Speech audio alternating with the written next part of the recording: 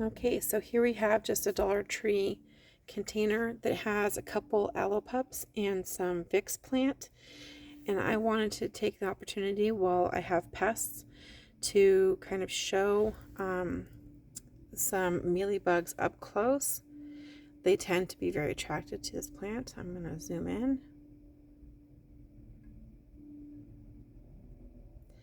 You see that?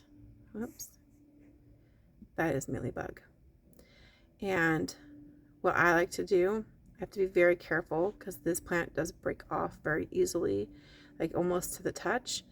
I will smash those with my fingers, or I will use a spray bottle and just spritz them off, or I'll use like soapy, cool, room temperature soapy water afterwards. I've gotten to the point where I've also treated some of my plants with neem spray, and I've also used some diatomaceous earth around the soil. I don't like to use diatomaceous earth and neem spray even though they're organic and natural, but since we're indoors, I will use that from time to time. I can't use anything while I'm in my classroom, but I do use it at home, and if I take this home, I can use those things, and after a couple of weeks I can bring the plant back. But there's definitely some mealybugs on there. They look like soft cotton. At first, when I first saw them many years ago, I wasn't even quite sure it was. They almost have like a cotton candy texture when you squish them with your fingers. It's kind of gross. But we have to take care of them because you can see the damage it's doing to the leaves. They suck out the chloroplast or the chlorophyll, and they just deplete the energy that the plant needs to survive.